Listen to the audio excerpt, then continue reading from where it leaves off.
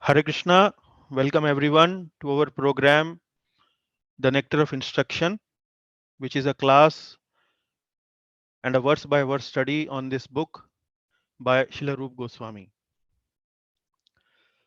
So today we will be starting our next verse, which is the text number 4, and we will be discussing text number 4 in two parts, and this is the part 1 of the class. Overall, this is our 10th class of the course.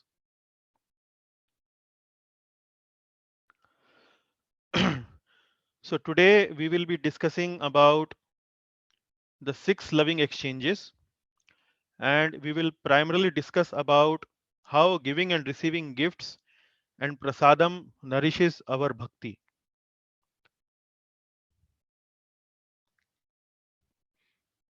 Before we go into our actual discussion, let me invite Sitaji, who is doing the Mangalacharan today. I am doing, Prabhuji. It's Oh, my Mataji. turn. Okay. Yeah. Please, Okay. can you lead us to the Mangalacharan prayers? Thank you. Sure. Om Namo Bhagavate Vasudevaya. Om Namo Bhagavate Vasudevaya. Om Namo Bhagavate Vasudevaya. Om Ajnanatammirandasya Jnananjana Salakaya Chaksur Unmiletam Yena Tasmai Sri Gurve Namaha. Sri Chaitanya Manobhistam Sthapitam Yena Bhutale Swayam Rupa Kadamayam Dadati Swapadantikam. Vandeham Sri Guru Sri Yuta Pada Kamalam Sri Guru Vaishnavam Cha Sri Rupam Sakrajatam Sahaguna Raghunatham Tam Sajivam Sadvaitam Sadvabhutam Parijana Sahitam Krishna Chaitanya Devam Sri Radha Krishna Padan Sahaguna Lalita Sri Visakha Patamscha Hey Krishna Karuna Sindhu Dina Bandhu Jagatpate Gopisa Gopika Kanta Radha Kanta Namastute Tapta Kanchana Gaurangi Radhe Vrindavaneshwari Varsavanu Devi Paramami Hari Priye Panchakalpatruvyacha Kripa Sindhu Evacha Patitanam Pavanebhyo Vaishnavebhyo Namo Namaha Jai Shri Krishna Chaitanya Prabhu Nityananda Shri Advaita Gadadhara Sivasadi Gaura Bhakta Vrinda Hare Krishna Krishna Krishna Hare Hare Hare Rama, Rama Rama, Hare Hare. Thank you, Prabhuji. Thank you, Sitaji. Thank you very much. Welcome, Prabhu. Okay. Now, what I have added from this class is that I have also added the translation of the Mangalacharan. And Sita Mataji, can you read the translation also? Can you see this on the Sure. screen? Yes, Prabhu, I Okay. can see. So Yeah. I was born in the darkest ignorance, and my spiritual master opened my eyes with the torch of knowledge. I offer my respectful obeisances unto him. When will Srila Rupa Goswami Prabhupada, who has established within this material world the mission to fulfill the desire of Lord Chaitanya, give me shelter under his lotus feet? I offer my respectful obeisances unto the lotus feet of my spiritual master and unto the feet of all the Vaishnavas.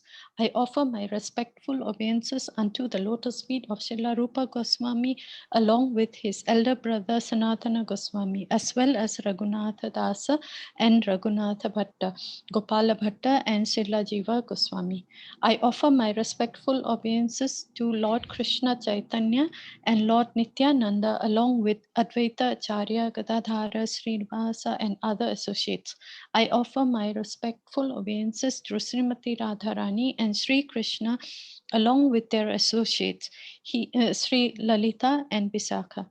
O my dear Krishna, you are friend of the distress and the source of creation. You are the master of the gopis and the lover of Radharani. I offer my respectful obeisances unto you. I offer my respect to Radharani, whose bodily complexion is like a molten gold, and who is the queen of Brindavan.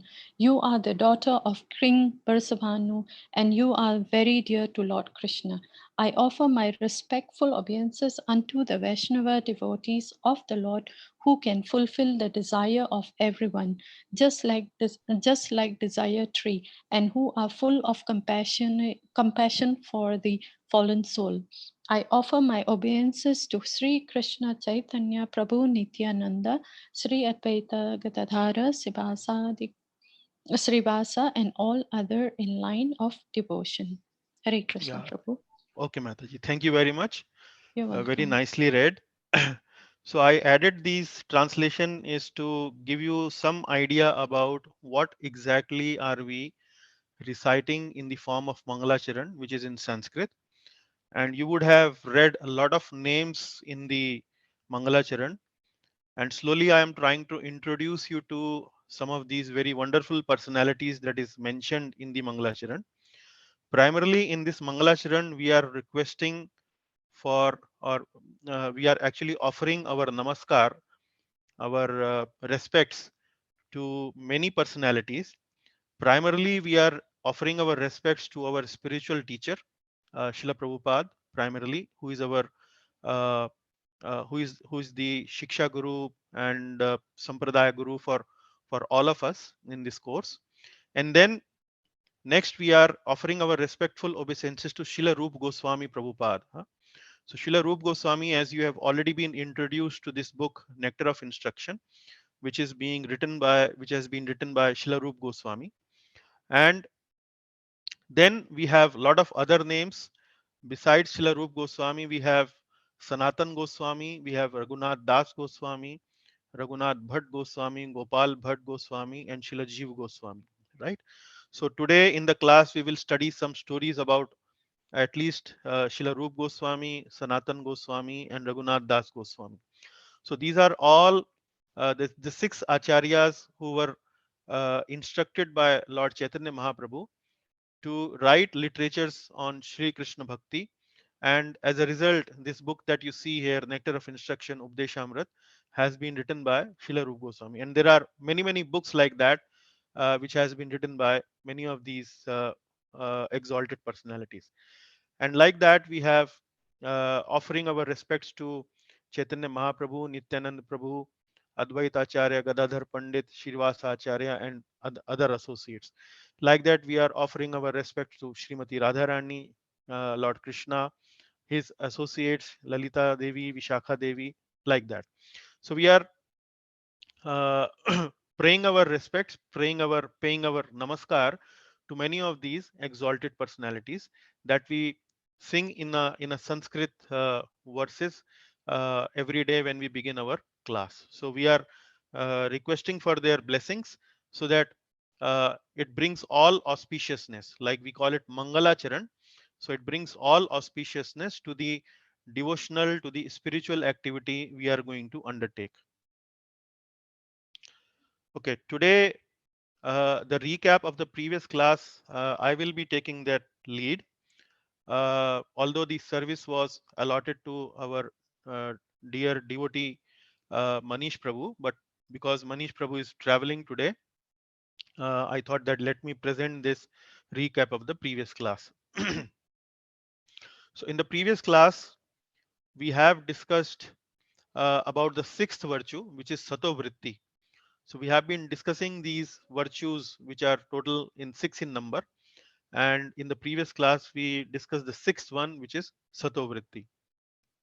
Utsaha Nishchaya Dhairyat Tat Tat Karma Pravartanat Sangatyagat Sato Vritti Shadbhir Bhakti Prasiddhyati. So five we have discussed in previous two classes, but in the very previous class we had discussed this sixth virtue, Sato Vritti. And I explained that what is Sato Vritti? It is the ways in which sadhus spend their lives. So sadhus or people who are following the path of Sata, uh, they are called sadhus. And the way they spend their life, we try to walk into their footsteps and try to follow their lifestyle see how, observe how they spend their life, learn from their behavior, and try to acquire that behavior in our lives also. So, as this word satovritti is composed of two words, vritti actually means propensity. Propensity is inclination, uh, our likings, dislikings, and so on. And lifestyle is when we like and dislike something, we tend to formulate a lifestyle. We have certain likings and dislikings, and that is manifested, that is seen or revealed the way we live. So that is lifestyle. So vritti comprises of both propensity and the lifestyle, external manifestation of that propensity. Sato is something which is those people who are following the path of eternality. And what does it mean, following the path of eternality? Following the path of eternality means embracing those qualities which actually take us to the eternal life. Eternal life means where we will not have any birth, death, old age, and disease. We will get freedom from this uh, samsar chakra. And in nutshell, following the path of eternality would mean having inclination towards higher values of life, and these higher values of life is selflessness, honesty, integrity, loving devotion towards the supreme lord, and all those virtues. So sadhus now can be categorized into two. uh, we can categorize them as grahastha sadhus or sannyasi sadhus. Grahastha sadhus means who have taken the householder way of life. They are married, they are having children, they are having some business, or they are having some profession. So they are grahasthas. So just because they are grahasthas does not mean that they cannot be sadhu. If they are following a pure lifestyle full of devotion towards Lord Krishna, they are also uh, called as sadhus. And the second category is sannyasis. Sannyasis is who have taken renunciation from active social life. They are now into full-time engagement of spreading the message of Lord Krishna, Lord Chaitanya Mahaprabhu, spreading the glories of Sankirtan movement and all that. So that is sadhus.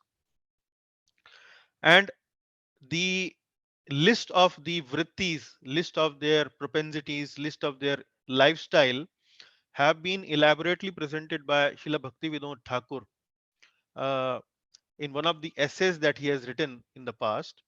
So I briefly narrated or mentioned those some of those uh, lifestyle uh, types to you in the previous class, and uh, but if you are interested, I can share that essay with you where you can read how elaborately he has presented the lifestyle of grahastha and sannyasi sadhus. So he has given quoted examples from Srimad Bhagavatam, Chaitanya Charitamrita, and other scriptures to explain what are the different lifestyles and propensities of grahastha sadhus and sannyasi sadhus. Some of the examples have been given by Srila Prabhupada in the purport, and I have, for my summary or recap, I have just taken those. For example, rise early in the morning. Typically, Vaishnavas would rise early in the morning, as early as something like 4 a.m. or so.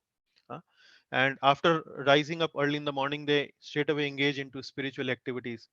So, for example, they attend Mangal Arti or they read Srimad Bhagavatam, and then they do japa or kirtana of holy names and so on.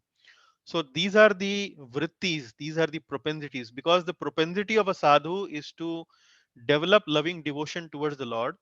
And that is how they start their day early in the morning in a very calm and a pure period, which is known as Brahma Muhurta. And they engage full time into that period by remembering the Lord in various ways.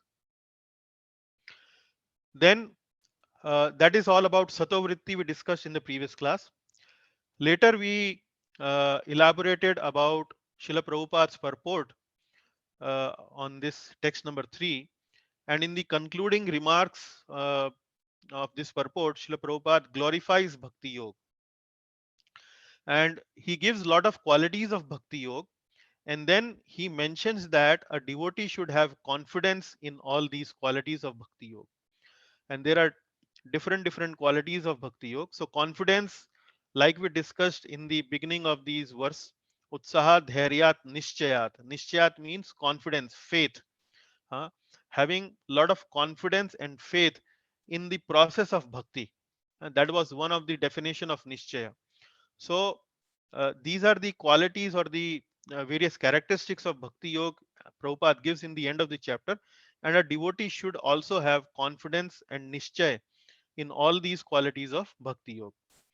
So, what were these six glories of bhakti or six uh, qualities of bhakti in which devotee should have confidence that bhakti yoga is perfect, bhakti yoga will protect me, uh, bhakti yoga will give me a lot of benefit, bhakti yoga will is very powerful, bhakti yoga is productive, and bhakti yoga is pure. So those are the six qualities that we discussed. We will briefly touch upon each of these. Perfection means bhakti is the perfect path. Perfect path means there are multiple paths that Lord Krishna has discussed in Srimad Bhagavad Gita.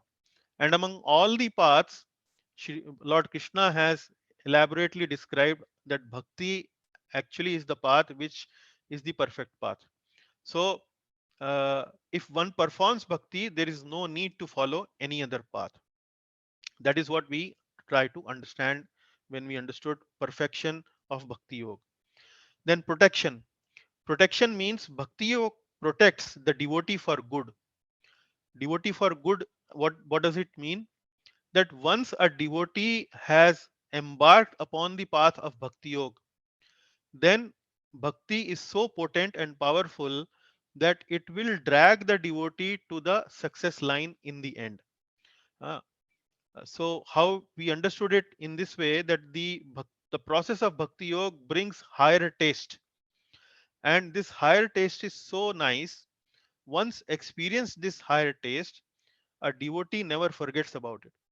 Even though a devotee may momentarily fall down, may leave the path of bhakti yoga, may get engaged into some other path also, but that small relishable taste of bhakti, by performing it for a small period of time, he never forgets it. And even if he falls down or takes away any other path, he still remembers that higher taste and would still come back uh, to once again start the path of bhakti yoga. Then profit. We also understood that bhakti is never lost. If we do some bhakti in this lifetime and for some reason we are not able to finish our full perfection of bhakti, or whatever progress is needed in bhakti, uh, if we are not able to finish that, we will not lose it when we will start it from the next life. We will still retain that credit, and in the next life we will start from where we actually left off. Bhakti is powerful. What does it mean? Bhakti actually does not depend on any other material cause, like for example educational qualification, higher birth or lower birth. Maybe somebody is born with brahmanical qualities, somebody is not born with brahmanical qualities, somebody has a lower birth, or somebody is very educated, highly educated, PhD, whatever. So bhakti is not dependent upon these material designations, lower birth, higher birth, educational qualification. Anybody in any stage of life can perform bhakti, that is, and can still achieve the supreme destination.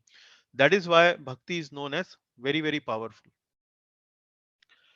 Bhakti is productive. Productive means it gives us the fruit of good qualities, sadgunas.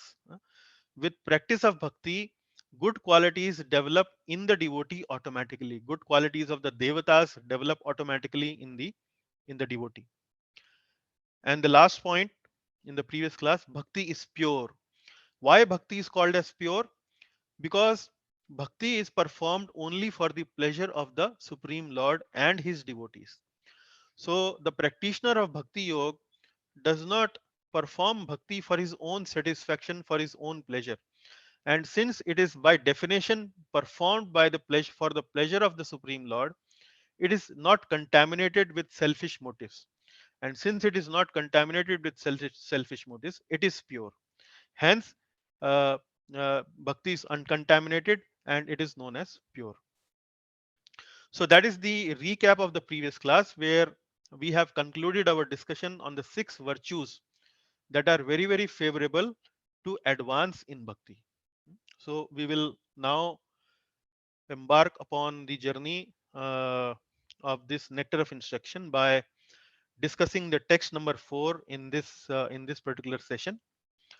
And in this particular session, now let me take you to the map where we are right now. So we have covered these first 3 verses of nectar of instructions. 6 urges. These urges are important to understand because if they are left uncontrolled, they lead to 6 vices. Huh? Uh, and so these are things that we need to avoid because they are unfavorable to our bhakti. And then we need to adopt things which are favorable to bhakti. And in these things which are favorable to bhakti, we just now concluded our discussion on 6 virtues. Utsaha Nishchaya Dhairyat, Tattat Karma Pravartanat, Sanga Tyagat, Sato Vritte, Shadbhir, 6 qualities that nourishes our bhakti. 6 virtues. Now we move the discussion deeper. In the fourth text, we are now talking about 6 loving exchanges among the devotees. And I will give you the introduction in a short while. What are these 6 loving exchanges? So, from 6 virtues, we are now moving towards relationship among the devotees and how to nourish those loving relationship among the devotees. What are those activities that we need to do to nourish, to water, to actually uh, strengthen those relationship among the devotees? And you can see here we have now moved from Shraddha section to Sadhu Sangha. So Sadhu Sangha, you can understand, this is about association. This is about Sangha, Sangha of Sadhu, Sangha of the devotees. So here we are in the map where text number 4 is about Sadhu Sangha. We will also discuss about Sadhu Sangha in text number 5 and text number 6. So with that overview of the text number 4, let me recite this text number 4, uh, how it goes. Dadati pratigrahanati guhyamakhyaati pritchati bhungte bhojayate chaiva shadvidham priti lakshanam. Dadati pratigrahanati guhyamakhyaati pritchati bhungte bhojayate chaiva shadvidham priti lakshanam. Hmm. So what is this about? Text number 4 is about Preeti Lakshanam. Symptoms. Lakshanam means symptoms. So Shadvidham means 6, and Preeti means loving. So what are the 6 loving exchanges or loving symptoms among the devotees? These 6 loving exchanges or symptoms are Dadati Pratigrahanati, Guhyam Akhyati, Pritchati, Bhunkte, and Bhojyate Chaiva. So Dadati is first one, Pratigranati second, Guhyam Akhyati is the third one, Prichati is fourth, Bhunkte Bhojyate is fifth. Bhunkte is fifth, and Bhojyate is sixth. Let us see what does each of them means. Dadati Pratigranati. Now you can club them into set of 2. So Dadati Pratigranati is something which you can club them into 2. Then Guhyam Akhyati Prichati, you can further club them into 2. And then Bhunkte Bhojyate, you can further club them into 2. So this becomes like 3 sets of 2 loving exchanges among the devotees. And each of them are reciprocal. One is giving, one, and the second one is receiving. So Dadati means offering gifts, and Pratigrahanati. Grahan means to accept. Pratigrahanati, and likewise accepting gifts.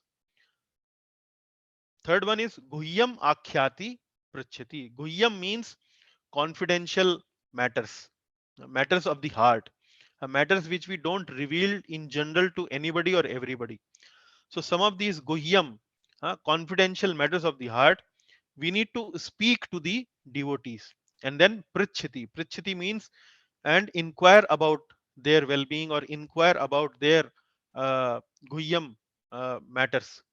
So guhyam akhyati pritchati, revealing mind in confidence and inquiring confidentially. Then fifth one is bhunkte. Bhunkte also means in Sanskrit to enjoy, but here bhunkte is being referred to as eating or accepting prasad. Then bhojayate, bhojyate means feeding or offering prasad. Uh, So eating or accepting prasad and feeding or offering prasad. So these are actually Shadvidam Priti Lakshanam. So what are those six symptoms of Priti, six symptoms of love? We give devotees gifts, we receive gifts from the devotees. It is not a one way street that I will only give or neither I will only receive. No, it is give and take, huh? Exchanging gifts, offering gifts and accepting gifts. Then guhyam akhyati pritchati, and then share our heart with the devotees and listen to their heart which they are revealing in confidence to us. Listening to them, hearing from them. Then bhunkte bhojyate chaiva, feeding the devotees with prasad and uh, and eating or accepting prasad from the devotees. So like that we exchange these kind of dealings with devotees among each other in the communities of Vaishnavas, and by having these kind of exchanges, what Rupa Goswami is saying, that it is actually lakshan of preeti. When we see in a devotee community these kind of exchanges are going on, these are actually preeti lakshanam. So these are also symptoms, and you can also increase preeti by engaging in these activities. So both ways, if you see these activities going on, it is a symptom of love. But if you want to increase love with the devotees and you start to engage in these kind of activities, you will experience that the love between you and the other devotees actually will enhance slowly and gradually. Coming to the word meanings. So the word meanings here, you can see I have highlighted only four of them, which are not very evident from the Sanskrit that we have read. So pratigrahanati, the word, if you understand grahan, grahan means to accept. So we can understand that grahan means accepting. Pratigrahanati, pratigrahanati means accepting in return. Second is guhyam. Guhyam is actually confidential. So confidential topics, the Sanskrit is guhyam. Then akhyati. Akhyati means explaining, telling somebody something. That is called akhyati. Then bhunkte is eating or enjoying. Bhunkte means eating. So these are some of these four word meanings. If you understand them, the Sanskrit in the verse becomes very, very obvious. Now I will present the translation as given by Srila Prabhupada in the in the book. So Prabhupada is writing, offering gifts in charity, accepting charitable gifts, revealing one's mind in confidence, inquiring confidentially, accepting prasad, and offering prasad are the six symptoms of love shared by one devotee and another. So those are the six symptoms as translated by Srila Prabhupada of this text number 4. Now coming to the overview map of text number 4, and there are several themes which I will be explaining to you this text. So largely I will be following uh, my explanation of this text, which will be certainly based on the purport that Srila Prabhupada has given. But in this explanation, in these two classes, this time and the next class on on this particular text, I will be quoting a lot of examples from the scriptures, specifically from Chaitanya Charitamrita, Srimad Bhagavatam, or maybe from Srila Prabhupada's life, or life from other devotees also, to give you some practical uh, information about how the dealings among the devotees have happened as explained in these scriptures. So we will understand this text uh, with a little introduction. I will connect this text, text number 4, with the previous text, text number 3, text number 2, and so on. And will further elaborate on the theme of bhakti to be expressed externally.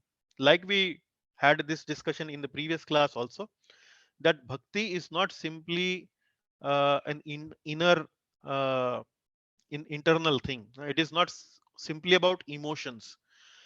If there are emotions, those emotions have to be expressed externally to express our love and affection towards the Lord and the devotees of the Lord. So we will have a little discussion about bhakti to be expressed externally. Importance of externals. Why these externals are important? Why not simply keep them only to your heart or to one's heart? Why these externals are actually important? Some little discussion on that. Then we will discuss about that these 6 exchanges that we have just now heard, or we have just now read in the verse. These 6 exchanges we see in the material life also. So what is the difference between the exchanges in material life versus the 6 exchanges we see in the devotee's life?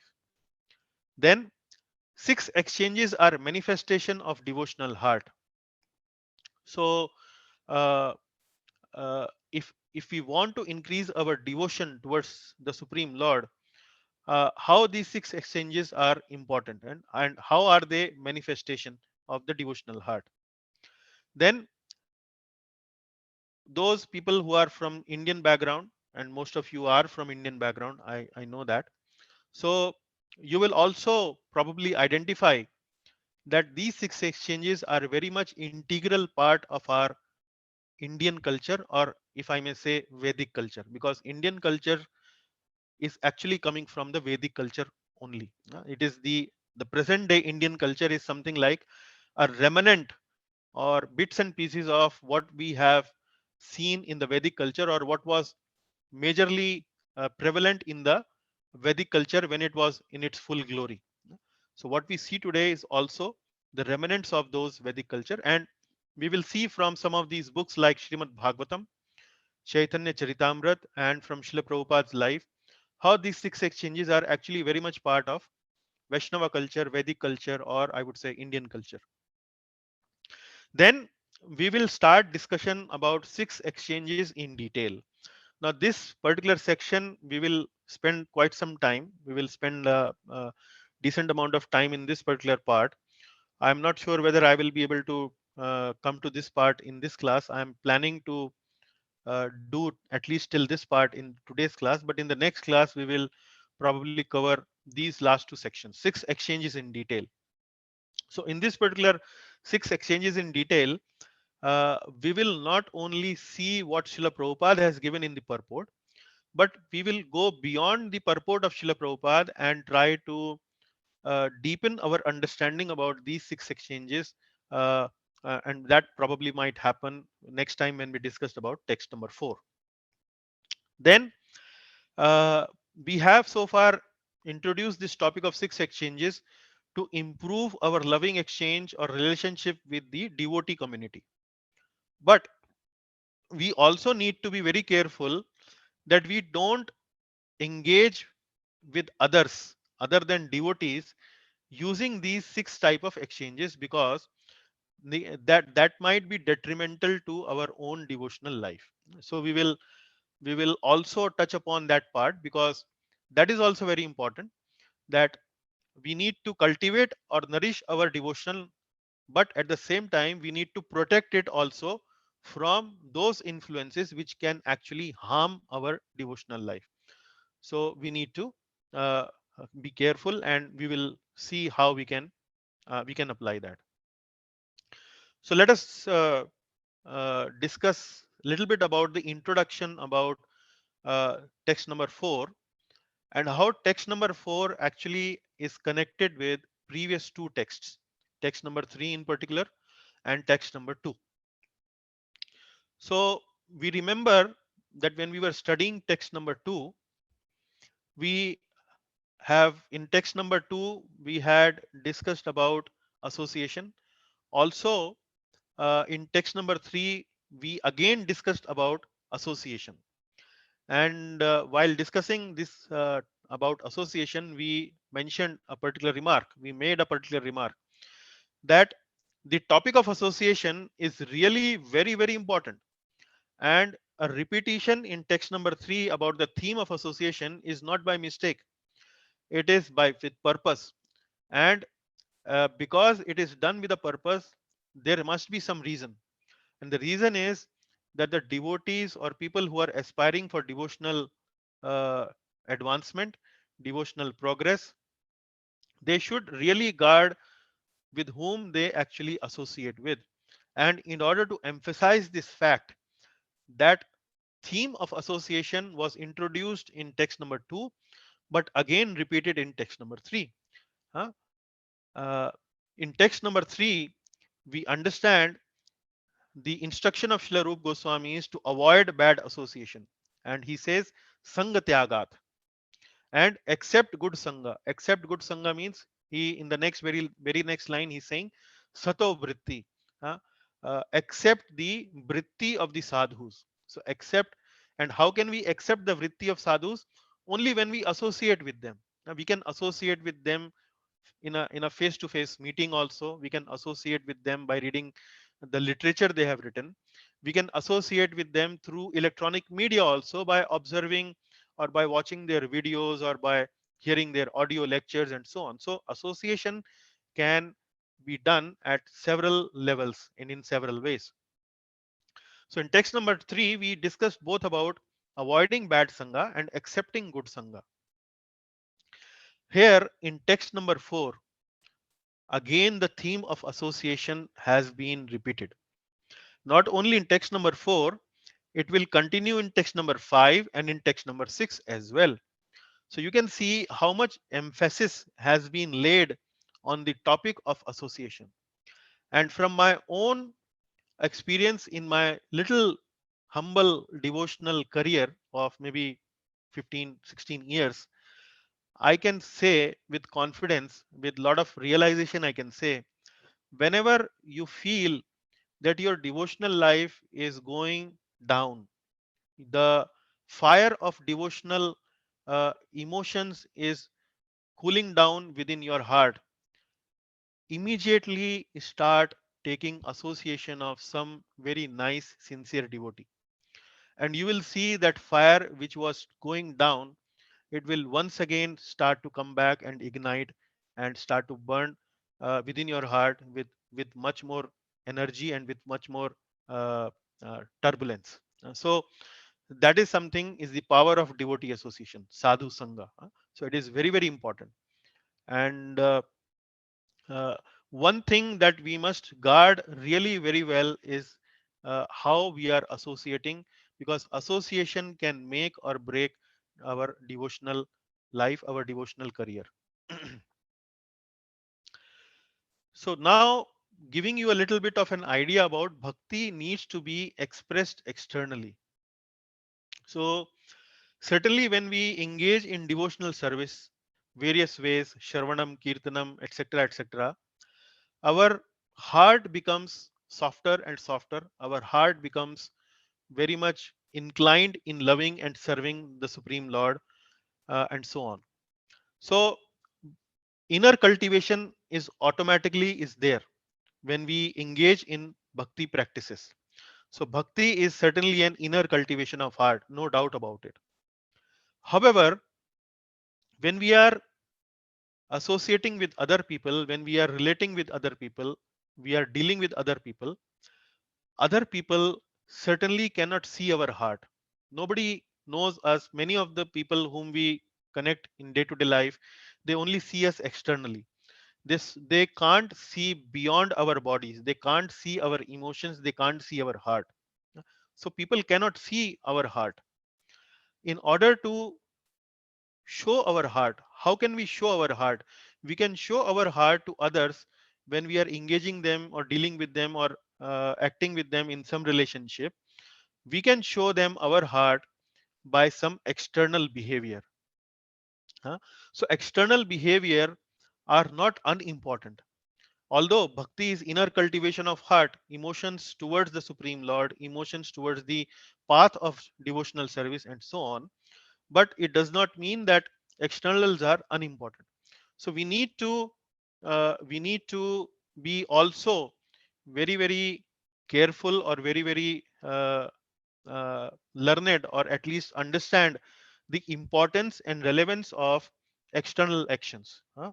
So in the in this text number 4, we are mainly talking about external behaviors.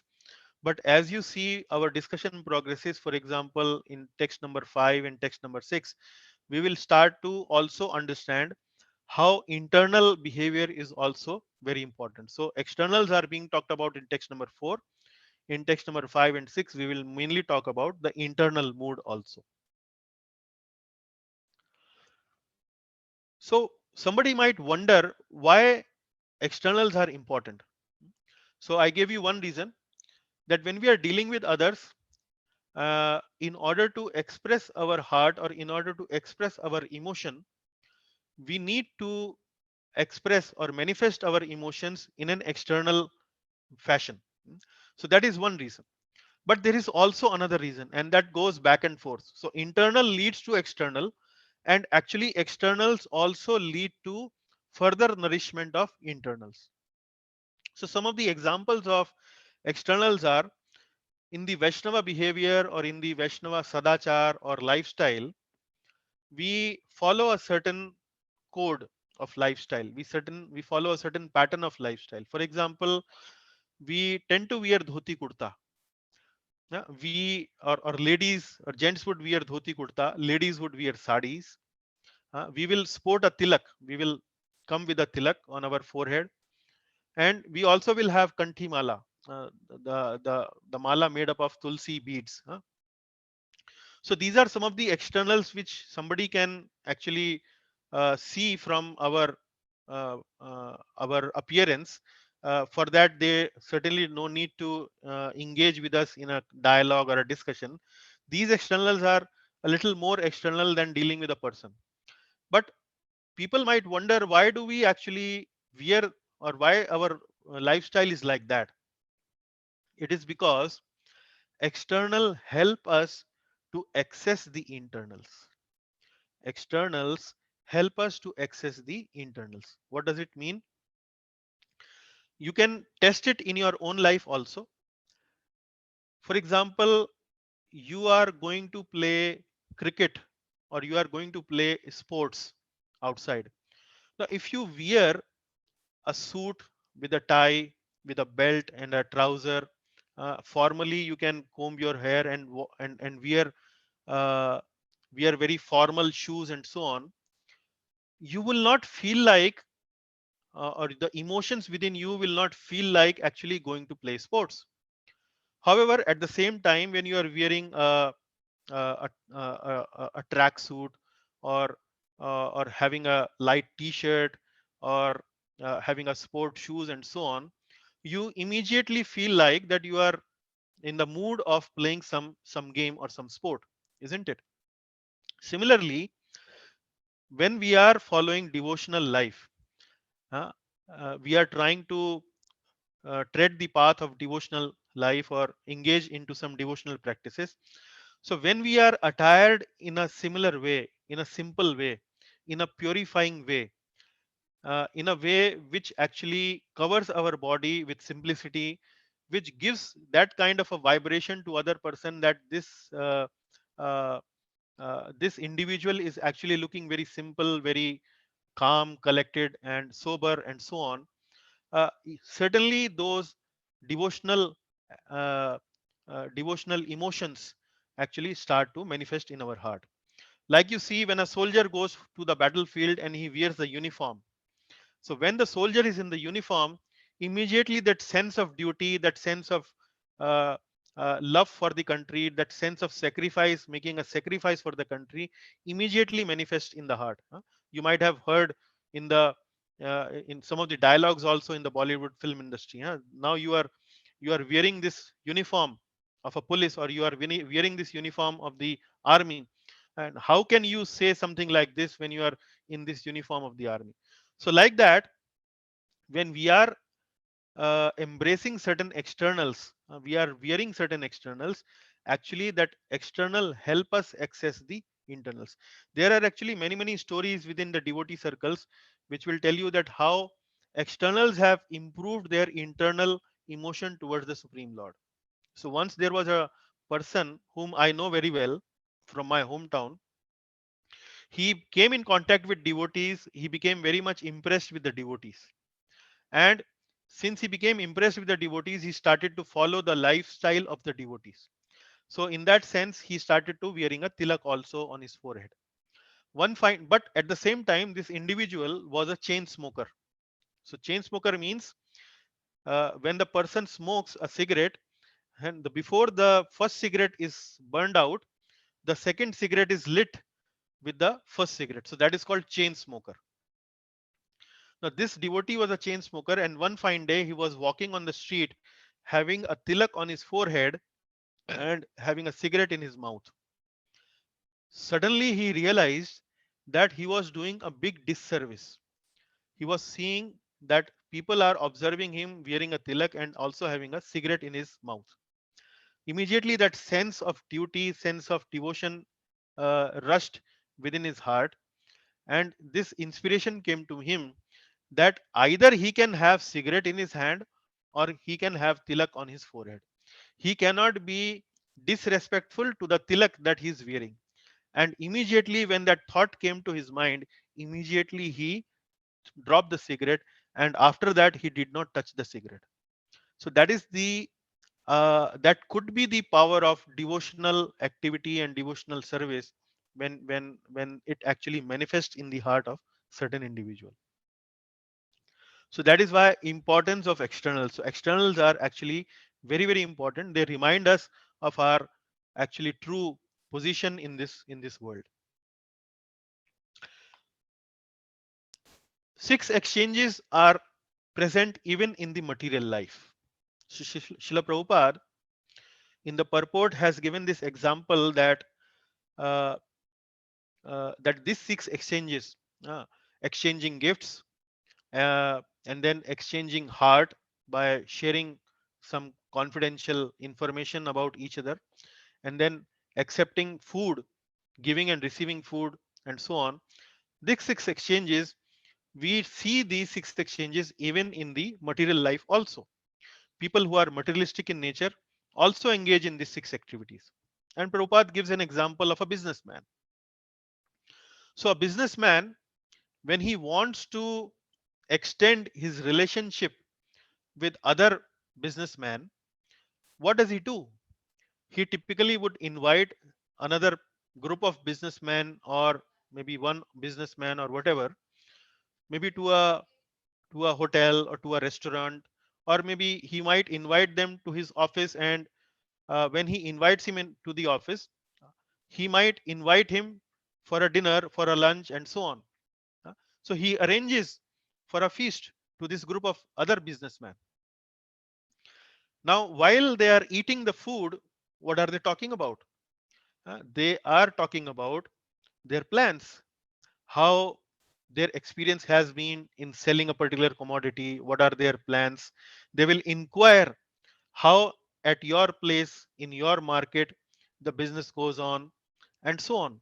So, like that, over a table of lunch or a dinner, they would share their each other plans, they would share each other's heart, they would share each other's information about their business activities.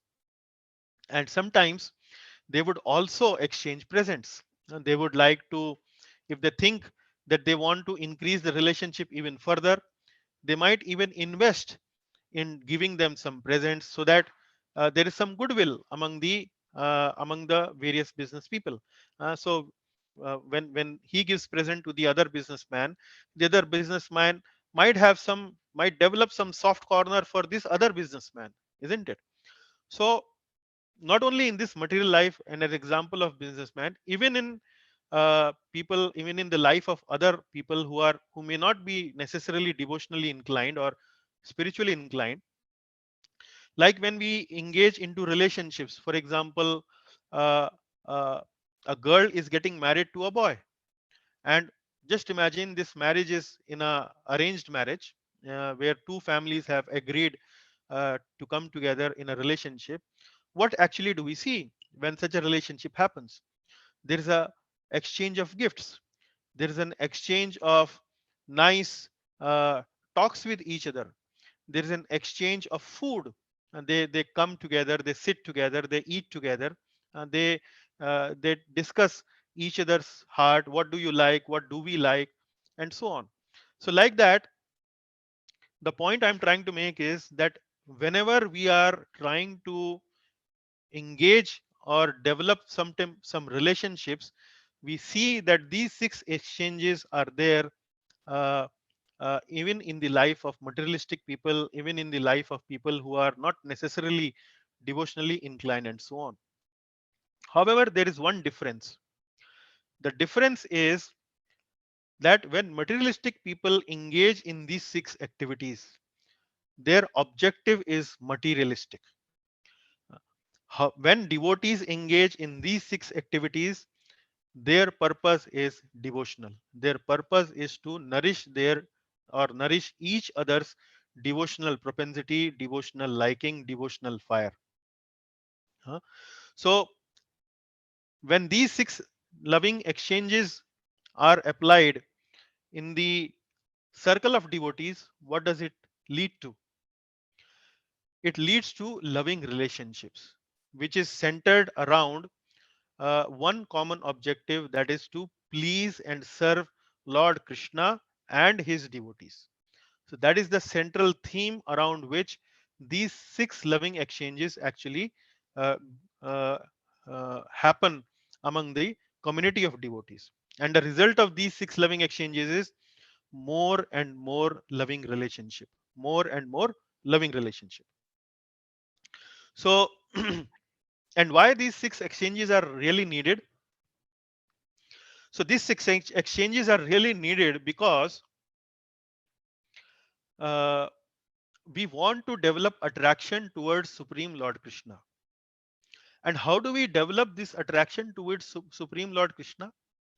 So attraction towards Supreme Lord Krishna does not depend upon some mystical vision that might manifest in our heart, and that might uh, manifest or develop into love for Supreme Lord Krishna. It doesn't work like that. So love for Supreme Lord Krishna actually develops through the devotees of Lord Krishna. How? When we see the devotees of Lord Krishna dealing with us in a very nice way, in a very caring way, in a very affectionate way, in a way uh, which they always sound uh, uh, that they are our well-wishers and so on and so forth, very friendly to us, good friend, philosopher, and guide, something like that. So when we understand that the devotees of the Lord are actually our well-wishers, they are very gentle people, they are very nice people, certainly our attraction towards Lord Krishna also grow in our heart. Hey, how come these people are so gentle? How come these people are so well behaved? How come these people are so learned about the spiritual subject matter? How come these people are uh, so detailed, understanding about the nuances of spiritual life, about the nuances of life in general, and so on? When we feel attracted towards the devotees, we naturally feel attracted towards the Supreme Lord. They are the devotees of Lord Krishna.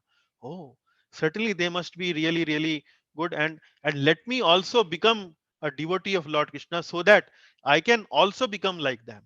So that is how our attraction towards Lord Krishna actually develops not by mystical visions, but it develops through his devotees only. Yeah? And that is why the whole purpose of all these activities like Shravanam, Kirtanam, book distribution, temple building, and all that, what is the purpose actually? The purpose is that the devotees of the Lord come together in a society, and uh, when they come together, have these loving exchanges. And when they have these loving exchanges, we develop a community of devotees which is based on love and devotion toward the Supreme Lord. And when this community grows, it actually not only brings prosperity, not only brings peace and happiness within that community, but at large in society also we find that there is peace, nice atmosphere, and nice environment. We see that. So we develop this attraction to Krishna, to Lord Krishna, through his devotees. So today in this class, what I'm going to stress mostly upon is, we'll give you some examples of 6 loving exchanges, and this 6 loving exchanges actually is an integral part of Vaishnava culture. And in the introduction, as I was mentioning to you, that you can also notice from your own experience that how these loving exchanges has already been part of your life. Not only part of your life, actually you would see this in Indian culture in a very uh, present in a very obvious way in various ways. So but from where this loving culture is coming from? This loving culture is coming from the Vedic philosophy itself. And we'll give you some examples from story from Srimad Bhagavatam and 3 stories from Chaitanya Charitamrita. And I will also share with you uh, something from the life of Srila Prabhupada also, to give you a little bit of a flavor of what these 6 loving exchanges are. And in the later class, we will discuss more about in detail about each of these 6 loving exchanges. So first of all, let me narrate you a story of Sudama and Lord Krishna from Srimad Bhagavatam. This story is very, very popular, and I'm sure you must have also heard this story in your life sometime or the other.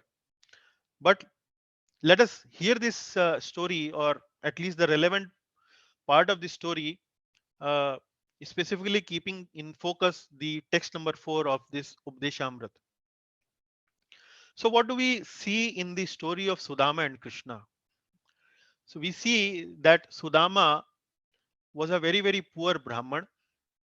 Although Sudama Vipra or Sudama Brahman was a friend, a childhood friend of Lord Krishna, but he was a very, very poverty stricken person.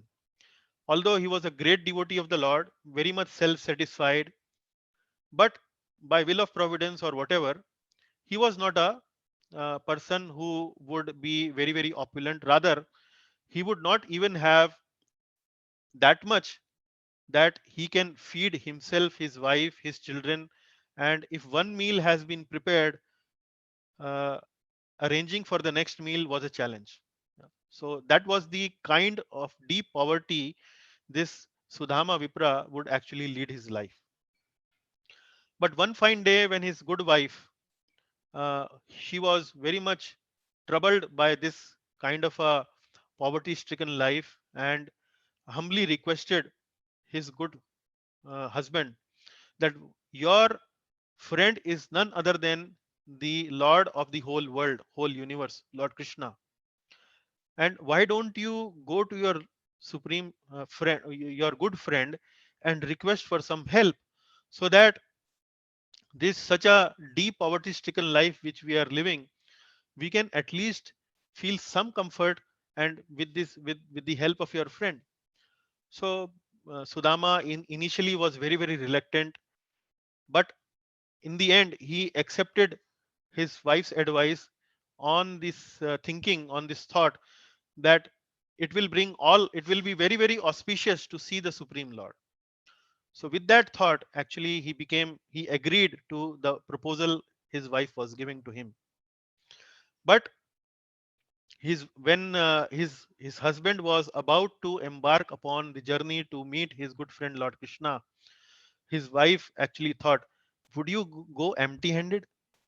The Sudama also said that no, I cannot go empty handed, I need to take something for my dear friend.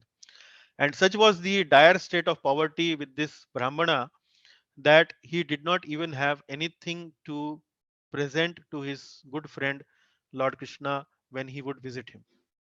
So in order to arrange something like that, his good wife went to his neighborhood, and from there arranged for some tandul, or you may call it flat rice or chivda. like chivda, we might be eating a famous, very Gujarati dish, chivda. So she brought some flat rice or chipped rice uh, from the neighborhood, and in a torn cloth, she tied that chipped rice with Brahmana. Now you can see the cultural aspect, that when even a poverty stricken person like Sudama was about to visit somebody's or his good friend's house, he wanted to bring something for him as a gift. So when Sudama left for the journey, certainly one fine day he reached Dwarika, where Lord Krishna was sitting on the bed of Rukmani Devi, his good wife.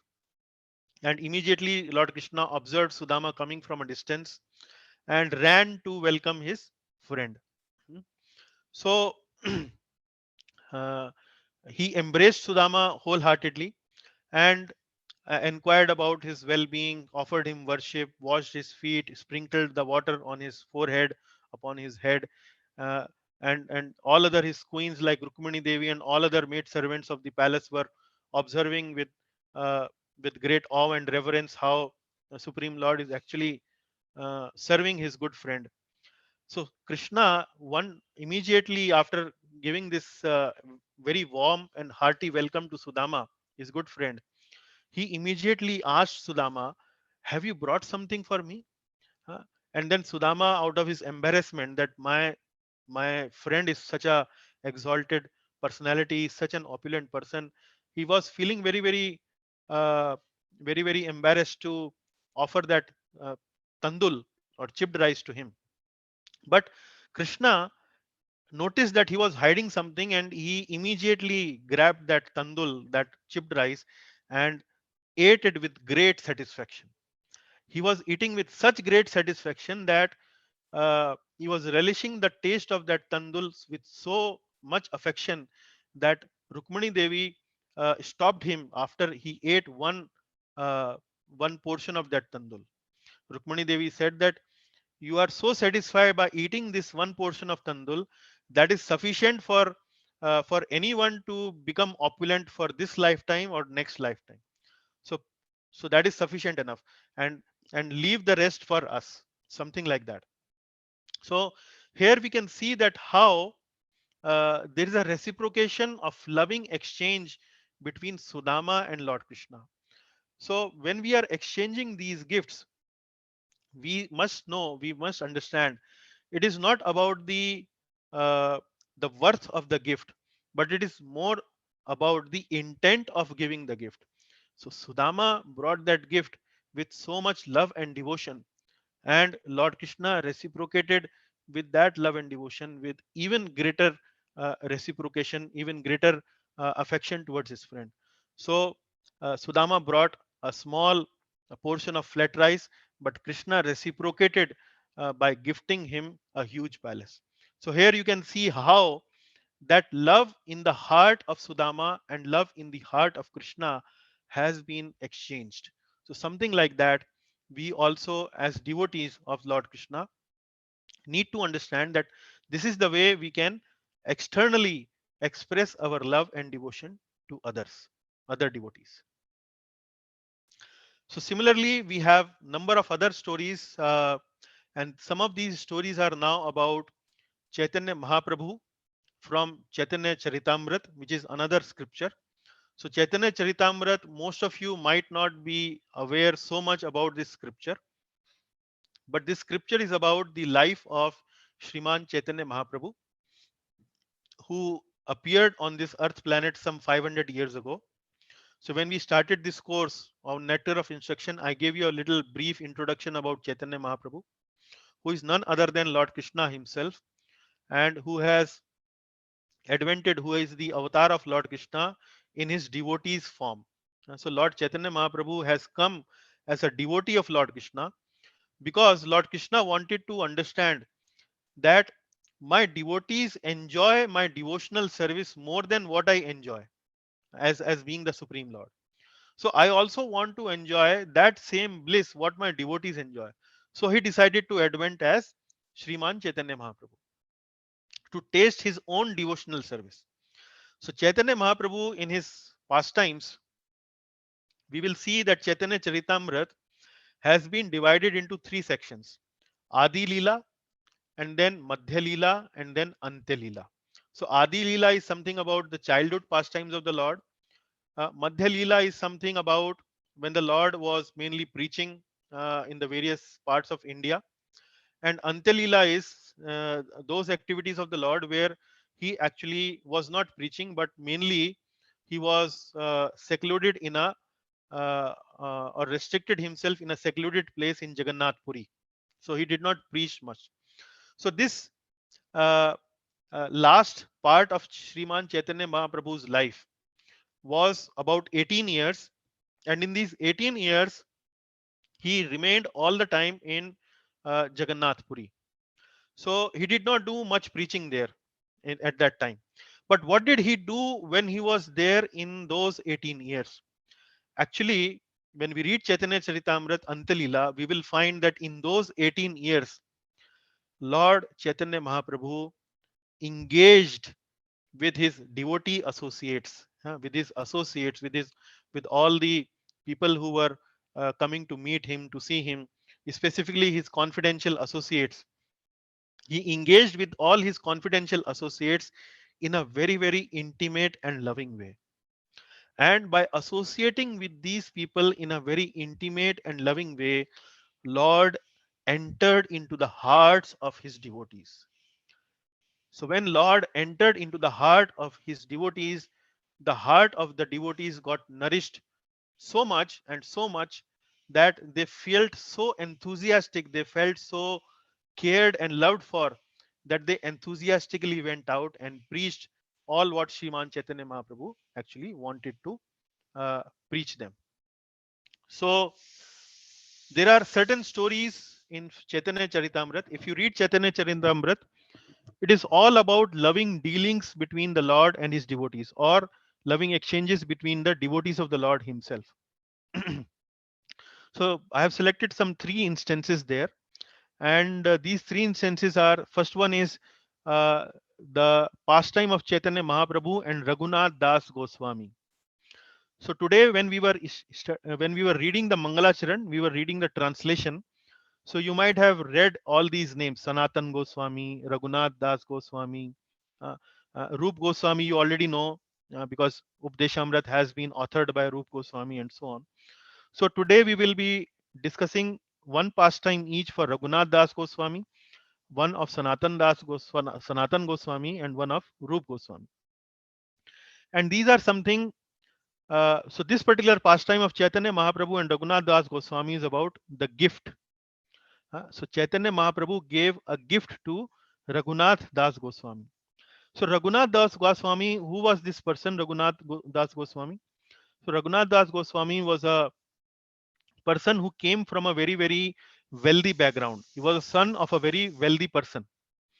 And although he was a son of a very wealthy person, but right from his childhood, he was very, very devotionally inclined towards Chaitanya Mahaprabhu and always wanted to meet him.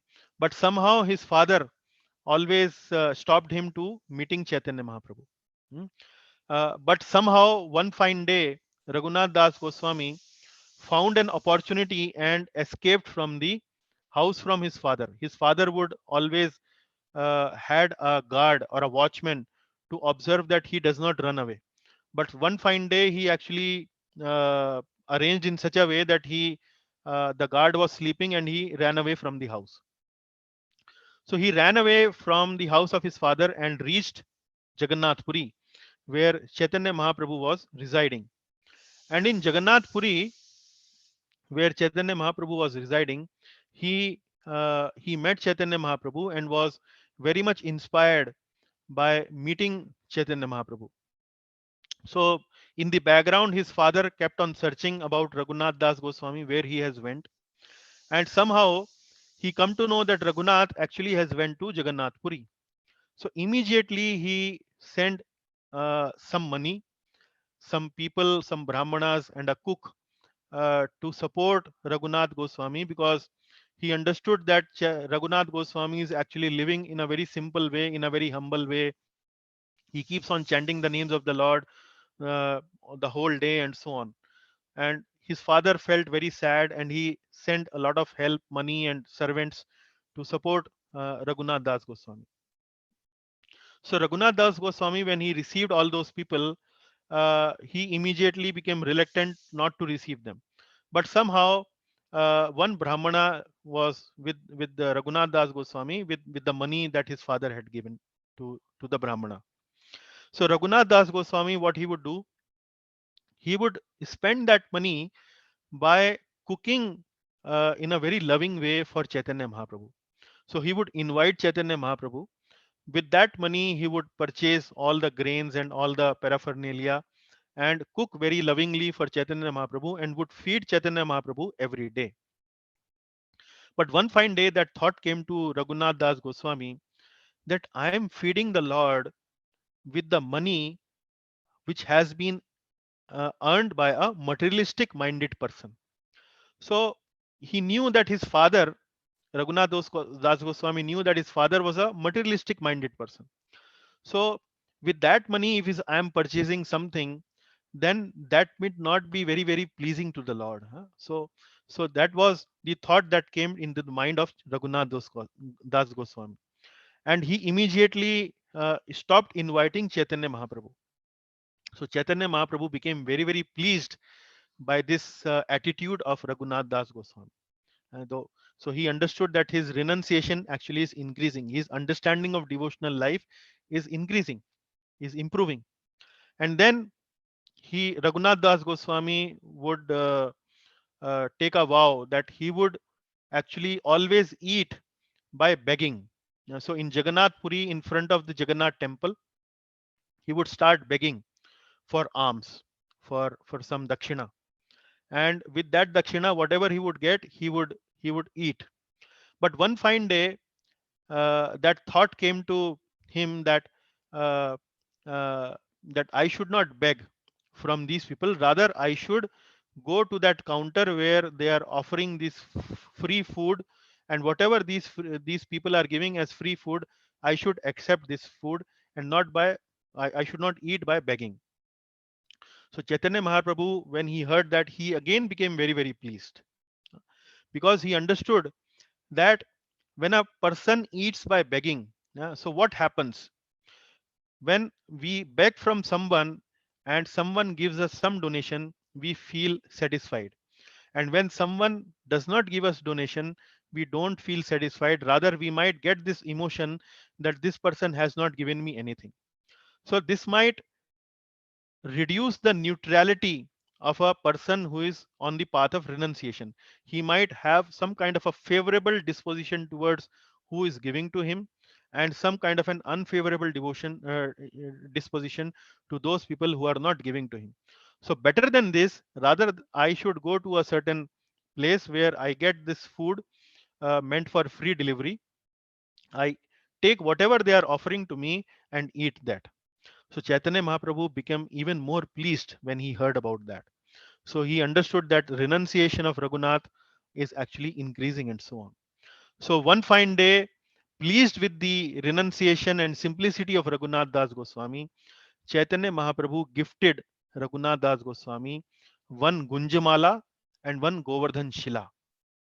So this Govardhan Shila, Chaitanya Mahaprabhu would always keep on his heart when he would chant the holy names of the Lord. Or sometimes he would keep this Govardhan Shila on his head. And always this Govardhan Shila would be soaked in the tears of Sriman Chaitanya Mahaprabhu. So while chanting the holy names of the Lord Chaitanya Mahaprabhu would cry, would shed tears in ecstasy, in loving devotion towards Lord Krishna. So, and this Gunjamala he would always wear when he would do this chanting. So the picture of this Gunjamala and Govardhan Shila is in front of you in the slide. So uh, this Gunjamala and Govardhan Shila, Lord Chaitanya Mahaprabhu kept for 3 years. So this was very very precious. And when Raghunath Das Goswami understood about this Gunjamala and this Govardhan Shila, he became very very joyous. He became very very enthusiastic about this gift. It was something like so precious for him that the Lord has himself given to me his own personal paraphernalia which he has kept with him for 3 good years. So that is something, a pastime from Chaitanya Charitamrita, where you can see the loving exchanges between Chaitanya Mahaprabhu and Raghunath Das Goswami, how Chaitanya Mahaprabhu encouraged and expressed his love and affection by giving him this gift. Then the second pastime is about Sanatan Goswami and Chaitanya Mahaprabhu. So Sanatan Goswami is one of the 6 Goswamis. He is the elder brother of Rup Goswami. And Sanatan Goswami, once he was based in Vrindavan and wanted to meet Chaitanya Mahaprabhu and embarked upon this journey to meet uh, Chaitanya Mahaprabhu, he started to go towards Puri.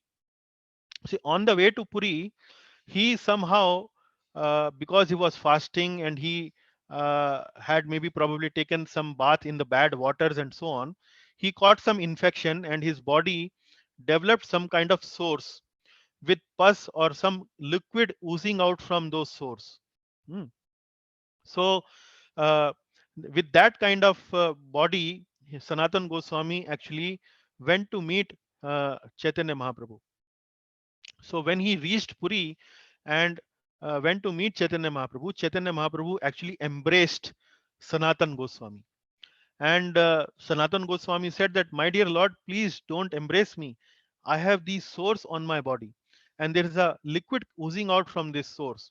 So it will actually not be very auspicious or good. It will actually contaminate your body. So please don't embrace me. But Chaitanya Mahaprabhu still would embrace Sanatan Goswami. So one another instant happened when Chaitanya Mahaprabhu called Sanatan Goswami to meet him, and Sanatan Goswami went to meet Chaitanya Mahaprabhu. He was so excited that Lord has personally called me, that when he went to meet Chaitanya Mahaprabhu, he went from a particular path which was very, very hot because of the summers. Uh, it was on the beach, and the sand on that beach was very, very hot. It was as hot as fire. And Chaitanya Mahaprabhu, when he came to know that Sanatan Goswami actually came to meet me walking on that beach, with such hot sand on it, he would immediately inquire about, have your feet developed some kind of blisters, have your feet been burned or whatever. But again, Chaitanya Mahaprabhu tried to embrace Sanatan Goswami, and Sanatan Goswami would once again forbid him to embrace him. He said that, no, please don't embrace me, my body has these sores and so on. So this was the dilemma Sanatan Goswami was having, that, and he shared this dilemma with Jagadanand Pandit. So Jagadanand Pandit was another devotee, and Sanatan Goswami shared his dilemma. Sanatan Goswami, although he was very exalted devotee, but he said that, I am so fallen, I am such a low-born person, and my body is also not good. And every time I go to meet Chaitanya Mahaprabhu, he would embrace me. So Jagadanand Pandit advised him that better you now leave and go back to Vrindavan. Why stay here? Your purpose to meet the Lord has been fulfilled, and now you should go back. So Sanatan Goswami, before leaving to Vrindavan, goes back to meet Chaitanya Mahaprabhu and tells him that I am leaving back.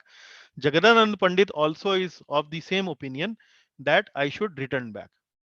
Now, Chaitanya Mahaprabhu, when he heard uh, that he's taking the name of Jagadanand Pandit, he became very angry. He said that Jagadanand Pandit is very, very junior to you. You are at the level of Guru of Jagadanand Pandit. So how can Jagadanand Pandit instruct you? This is not good Vaishnava etiquette. This is not the right etiquette. So Sanatan Goswami, when he heard this, he he felt on the ground. He actually started begging and protesting in front of the Lord, pleading in front of the Lord. So he was saying that you are chastising Jagadanand Pandit and you are praising me. So chastisement we offer to someone who is very, very dear to us. And when we offer praise to someone, the relationship is somewhat formal. So from that point of view, Sanatan Goswami said that, how can you be so partial to me? Jagadanand Pandit is receiving something very, very intimate. He is receiving chastisement from you, but I am receiving only praise and appreciation from you. Why are you not chastising me? Why are you not considering me intimate enough, close enough to me? So Chaitanya Mahaprabhu actually felt a little embarrassed, and immediately he embraced uh, uh, Sanatan Goswami. And Sanatan Goswami was very, very ecstatic, and immediately he found that all the sores on the body of Sanatan Goswami actually mystically got cured by the loving embrace of Chaitanya Mahaprabhu. So, from this pastime, you can see, now we are not talking about exchanging of gifts in this pastime. We are talking about exchanging the heart emotion. So Sanatan Goswami is exchanging his emotions with Chaitanya Mahaprabhu. He's saying that you are not considering me intimate enough. You are considering that Jagadanan Pandit intimate enough, and you are chastising him. So that is Guhyam Akhyati. Guhyam Akhyati means revealing our hearts in confidence. And Chaitanya Mahaprabhu also revealing back his heart. No, no, I am not considering Jaga as more intimate to me, but I am genuinely considering you as a very learned person, as a guru of Jagadanand Pandit, and that is why I am appreciating you. So, like that, you can see how these loving exchanges were have been described in Chaitanya Charitamrita. Similarly, the third story is about Rup Goswami and Chaitanya Mahaprabhu. So, Rup Goswami would write literature on the request of Chaitanya Mahaprabhu, and he was staying at the house of Haridas Thakur, Rup Goswami. Haridas Thakur is another exalted Vaishnava for which we can discuss sometime other. So one fine day, Chaitanya Mahaprabhu dropped into the place where Rup Goswami and Haridas Thakur were staying. And Rup Goswami had written or composed a verse.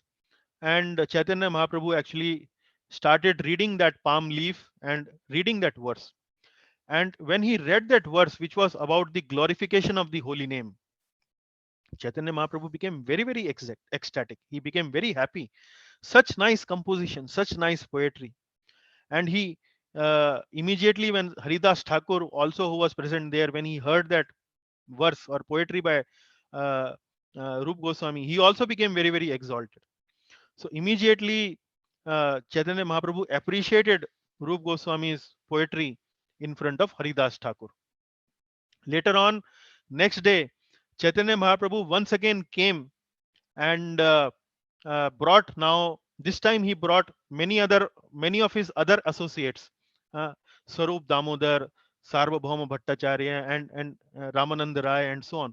So many of his close associates he also brought together, and this time he requested Rup Goswami, please, can you recite your poetry which you have composed. So Rup Goswami felt very, very embarrassed, very, very shy. So how can I recite my poetry in front of the Lord? But Chaitanya Mahaprabhu insisted. And then Swarup Damodar Goswami recited the poem on behalf of Rup Goswami to Chaitanya Mahaprabhu and all the other associates that were present there. And they relished, they enjoyed the description of holy names in the poetry that Rup Goswami had given. So you can see here from this pastime that what kind of exchanges devotees have. So the exchanges the devotees have, uh, Rup Goswami is revealing his heart to the other devotees in the form of the poetry that he has written, and the other devotees are actually inquiring about how have you written this poetry, what other poetry have you written, and you are certainly very exalted. Certainly, Lord has given you a lot of capability and a lot of uh, because only of the mercy of the Lord we are able to do some service like that, and so on. So that is the way these loving exchanges took place between Chaitanya Mahaprabhu and the other uh, devotees of the Lord, Rup Goswami and other personal associates.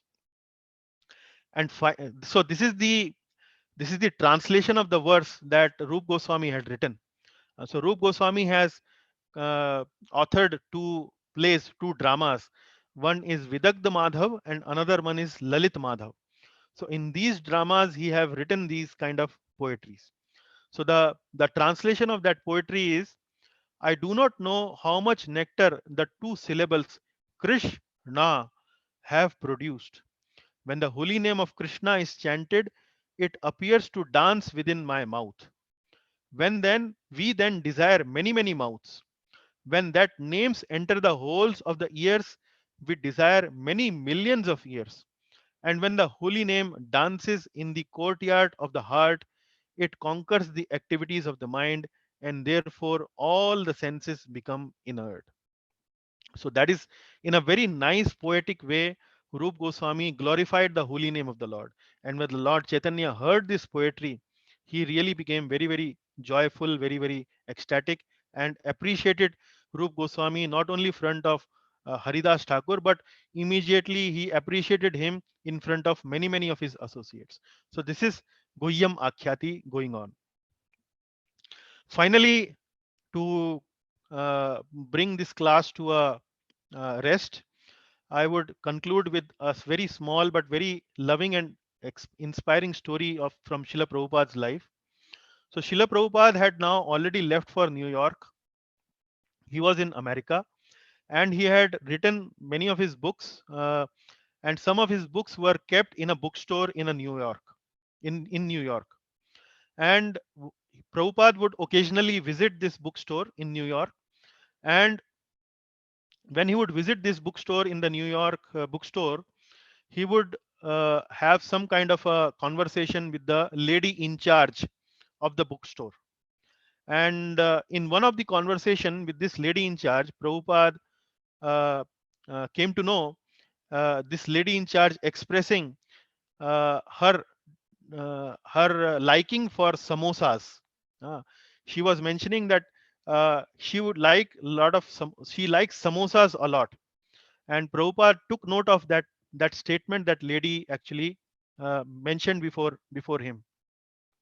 So next time when Srila Prabhupada visited that bookstore, so he took a tray full of samosas, a whole tray full of samosas for that lady.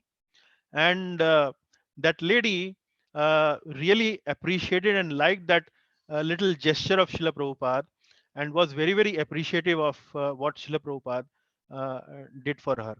And she so Srila Prabhupada was very, very, always very, very cautious of uh, these small Vaishnav etiquettes. And he would not only cook for the people who actually he started this movement with. When he started this movement single-handedly, when he did not have a lot of money, so after the classes are over, after the program are over, he would even distribute some apple. One apple he would take, he would cut it into small pieces, and he would give small slice to each one of them. So even into the beginning stages of this Hare Krishna movement or ISKCON movement, when it was not very opulent, very monetary, it was not very comfortable, Prabhupada would even make sure, even that at that time, that he would distribute some prasad to all of these people. So because that is a loving exchange between the devotees. So with that, I would like to conclude the class today. We would continue with the other discussions on the other six loving exchanges, Dadati, Pratigrahanati, and so on in our next session. So till then, all glories to Shri Updeshamrita, all glories to Srila Prabhupada, all glories to Srila Rup Goswami. Any questions, takeaways, and comments, maybe we can discuss now. Thank you very much. I hope you found the class today interesting. There were a lot of stories today, but you can share your feedback or any opinion or any questions you might have. Thank you very much.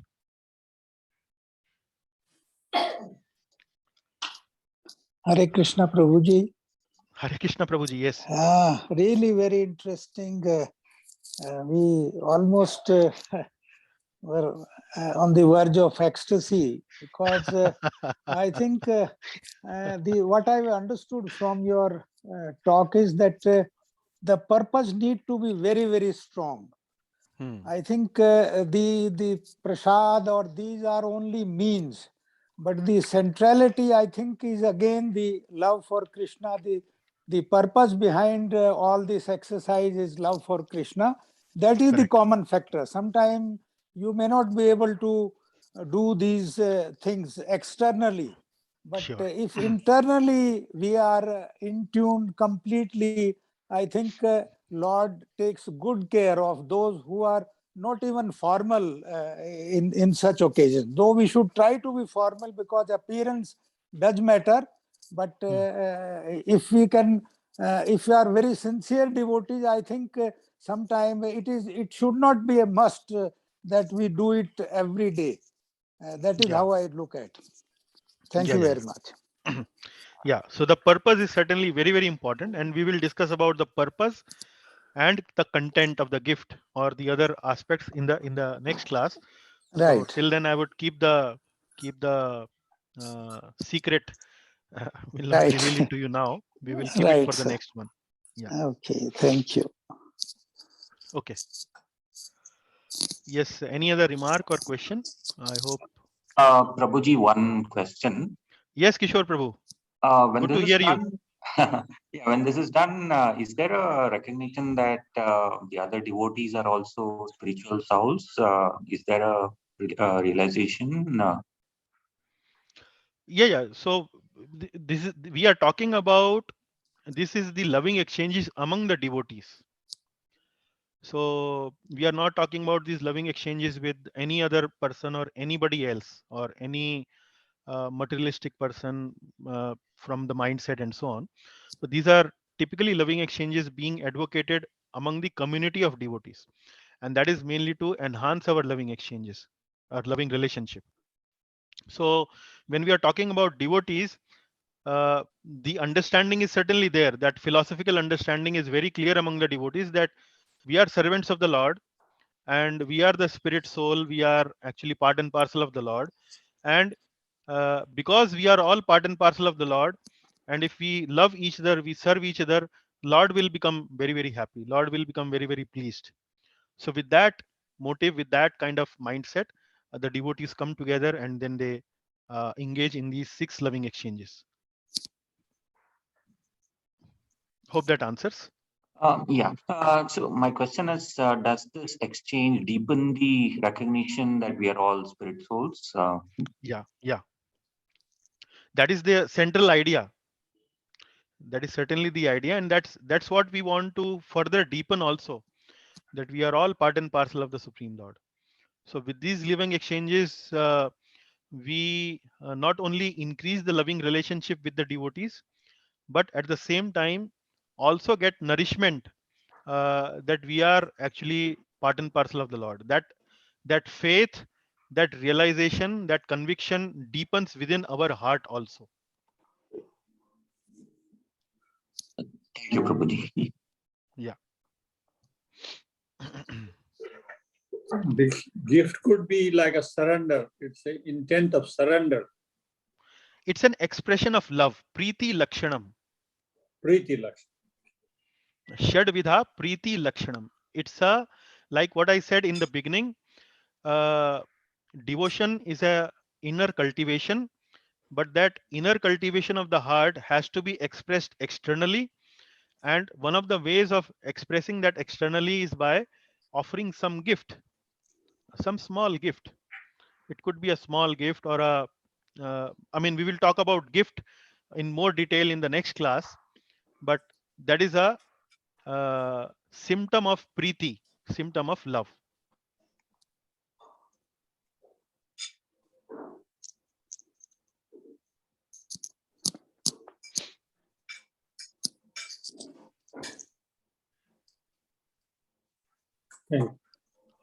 Okay.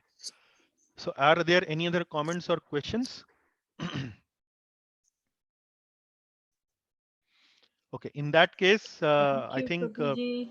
No Hare further okay, Krishna, thank you. Prabhuji. Thank you, Sitaji. So we will put the class to rest. Next time, I'm certainly going to give the quiz, because this week I could not progress much on the quiz and had to take the class. But now I think I will be able to issue the quiz by tomorrow. So we will have 5, 6, 7 days to finish it, and we will discuss the quiz on next class. So thank you very much. Thank you. Hare Krishna, Prabhuji. Hare Krishna, Prabhuji. Hare Krishna, Prabhuji. Hare Krishna. Hare Krishna, Jivan Prabhu. Hare Krishna, Prabhuji. Hare Krishna. Hare Krishna. Hare Krishna, Prabhuji. Hare Krishna. Hare Krishna.